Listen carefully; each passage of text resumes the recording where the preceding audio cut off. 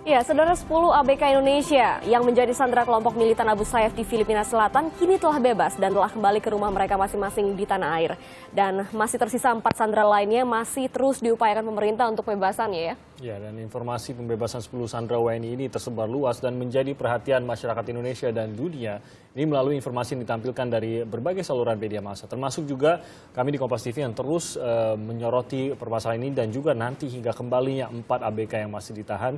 Dan kami mengirim tim ke sana ya, dan tim ini berhasil menembus zona merah Abu Sayyaf dan bukan hal yang mudah untuk bisa menembus zona merah dan bukan hal yang tanpa cerita yang menegangkan tentunya, mengingat bahaya yang bisa saja mengancam tim kami yang berangkat ke sana. Kita akan dengarkan bagaimana cerita di balik upaya pembebasan sandera WNI ini dan bagaimana mereka bisa menembus zona merah. Salah satu dari tim yang berangkat, Fristian, sudah hadir di sini pagi. Fristian, selamat pagi. Ya, Fristian yang bersama kita pagi ini. Fristian bersama Dimas kemarin ya, Dimas Baskoro. berangkat ya, Dimas Baskoro yang berangkat ke sana sebagai kamera person.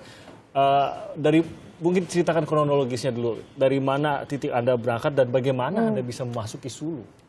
Pertama pasti kita ditugaskan ke Zamboanga. Zamboanga itu adalah di Mindanao Barat. Ini Mindanao Barat itu adalah tempat yang relatif aman. Tidak aman, dikatakan relatif aman karena kelompok Abu Sayyaf ini mungkin lebih mirip ketika dulu kita mengingat kita kelompok-kelompok separatis juga di tanah air, bahwa sulit untuk membedakan mereka dengan warga biasa. Karena toh kalau kita lihat di setiap kali mereka melakukan penyanderaan, mereka selalu memakai cadar. Jadi bisa jadi orang yang berpapasan dengan kami adalah kelompok Abu Sayyaf dan nyatanya mereka terdiri dari banyak faksi, mereka punya afiliasi, punya hubungan dengan mantan-mantan anggota kelompok Abu Sayyaf yang juga sering masuk ke Zamboanga sekalipun.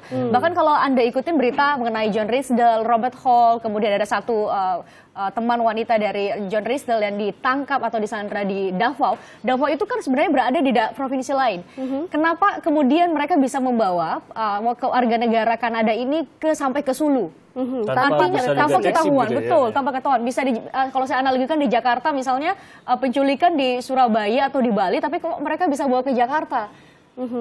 Artinya jaringan mereka begitu luas sehingga itu tidak mudah terdeteksi oleh polisi nasional Filipina. Mereka begitu blend in maksudnya dengan masyarakat sama sekali itu bisa dibedakan. Betul. Nah, perjalanan kami tiba 4 hari di Zamboanga, saya merasa bahwa tidak berpuas diri ketika harus mendengarkan setiap hari bagaimana kami menanyakan ke militer Filipina, bagaimana 10 warga negara kita, bagaimana 4 lainnya. Pertanyaan yang sama dijawab dengan jawaban yang sama pula. Oleh karena itu kemudian saya mendapatkan informasi di hari keempat bahwa warga negara kita, semua sandera itu memang selalu ditempatkan di Sulu. Ada 3 provinsi yang menjadi basis utama mereka sebenarnya, Provinsi Basilan, Provinsi Sulu, dan juga Provinsi Tawi-Tawi. Namun dikonfirmasi oleh informasi intelijen bahwa 14 warga negara kita ada di Sulu. Tapi sayangnya dari 3 provinsi itu yang ditetapkan sebagai zona merah adalah Sulu. Memang karena disitulah basis utama kelompok Abu Sayyaf. Persenjataan mereka paling kuat. Terus sistem kekerabatan mereka dengan penduduk lokal begitu erat. Bisa jadi istrinya berada di pasar, bisa jadi mereka yang ada di pelabuhan. Karena kan mereka adalah penduduk lokal sebenarnya. Kenapa yang menjadi kesulitan dari militer Filipina untuk menembus dan mencari persembunyian mereka? Karena mereka kenal betul topografi di Sulu. Mereka adalah anak yang lahir dan besar di Sulu. Sedangkan topografi Sulu adalah pegunungan, hutan yang lebat. Jadi kalau teman-teman wawancara teman-teman yang udah disandra dan kemudian datang ke Indonesia yang sudah bebas, mereka mengatakan mereka tidak bisa membedakan siang dan malam. Karena saking lebatnya hutan itu.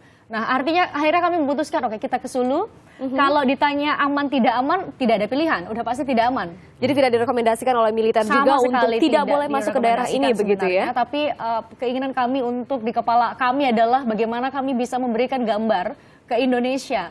Seperti inilah Sulu yang disebut-sebut di semua berita bahwa ada di sana 10 warga negara kita dan 4 lainnya juga diduga sudah ada di sana. Artinya akhirnya kami menyusun rencana.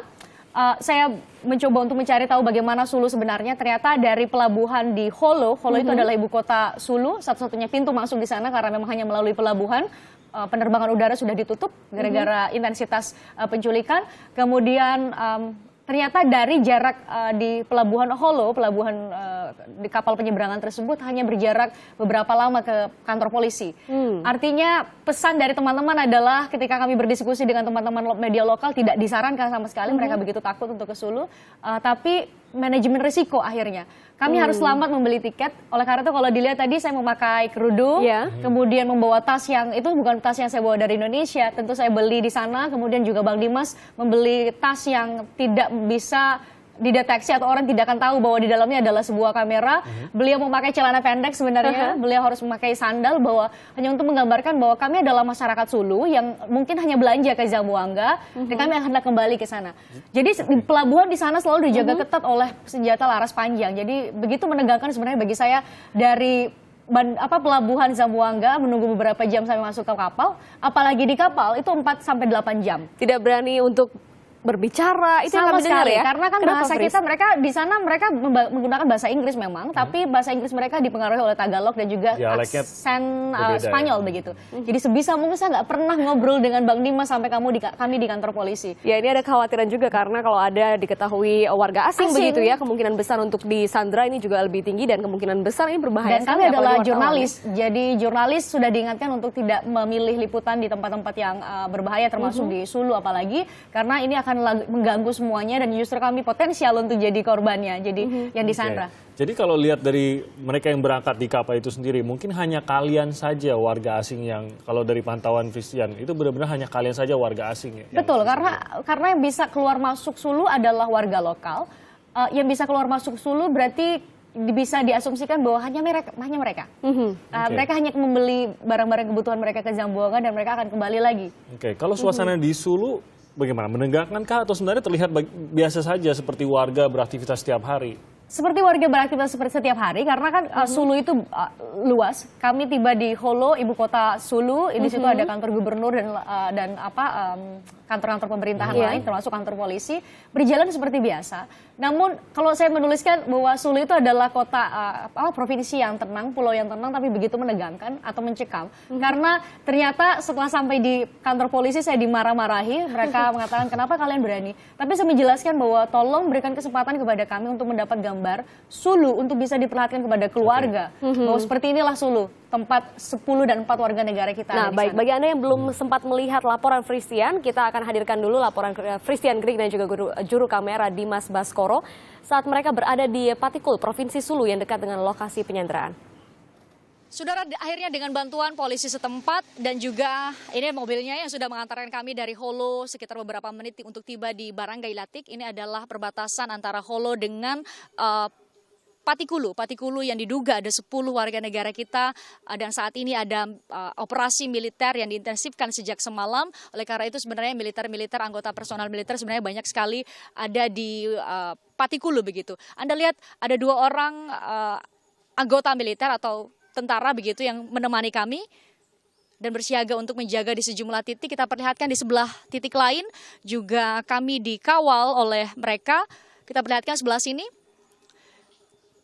Jadi Patikulu diduga sebagai camp terbesar, terkuat dari kelompok Abu Sayyaf.